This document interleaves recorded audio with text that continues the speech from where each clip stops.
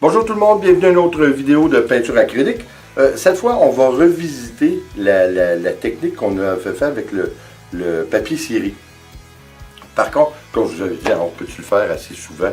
Ça va vraiment donner des résultats intéressants. Vous vous rappelez, on met l'acrylique sur notre papier ciré et après, on vient poser notre canevas par-dessus. Je trouve que le résultat est extraordinaire, mais on peut, c'est presque sans fin. De toute façon, tout ce qui est à l'acrylique et coulage acrylique, c'est presque sans fin. Mais là, c'est vraiment différent ce qu'on fait. C'est carrément le contraire.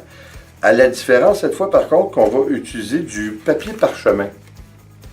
Quelle est la différence? Bonne question, puis on va la voir bientôt.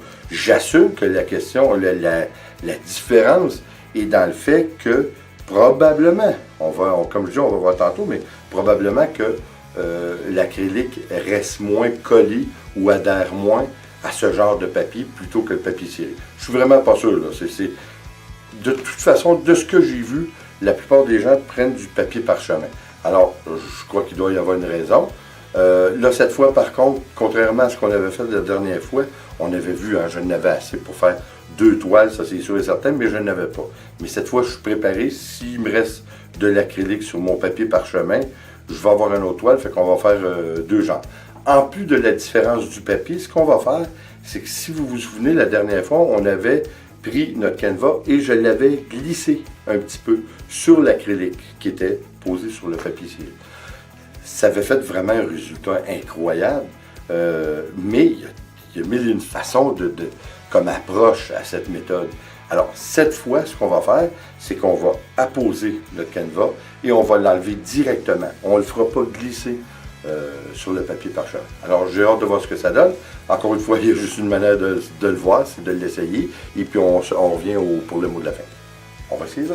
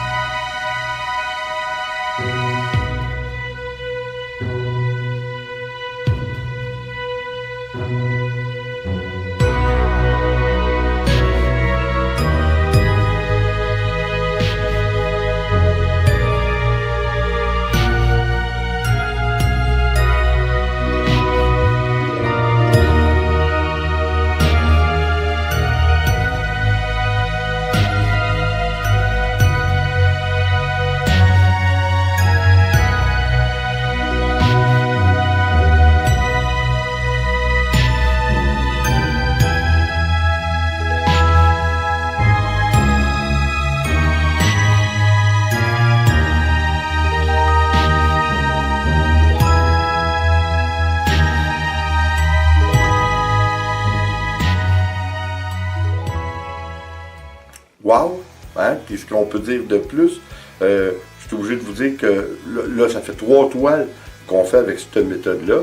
Et puis, c'est fantastique, c'est merveilleux.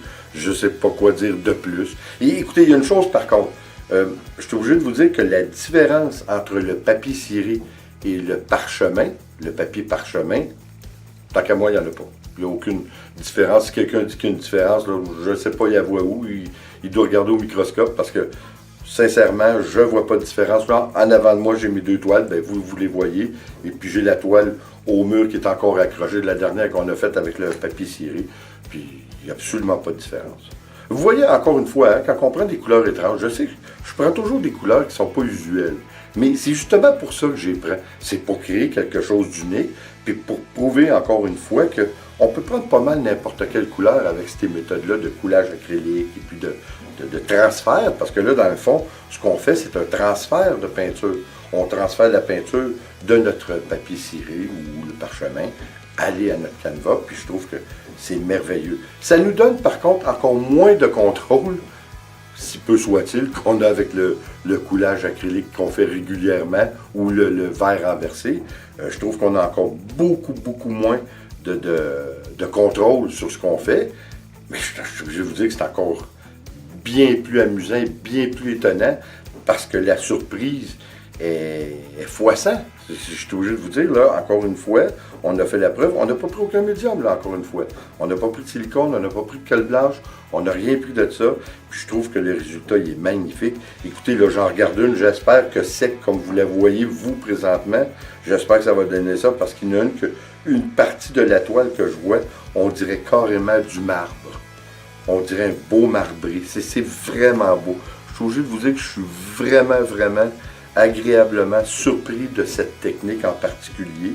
Et puis que je disais que c'était un petit peu, que ça faisait des dégâts, bien, je suis obligé de vous dire qu'en quelque part, ça fait moins de dégâts que si on fait des verres renversés ou un coulage fluide comme on fait régulièrement. Les dégâts se limitent sur la feuille. Sur la feuille, le papier ciré qu'on prend ou le parchemin.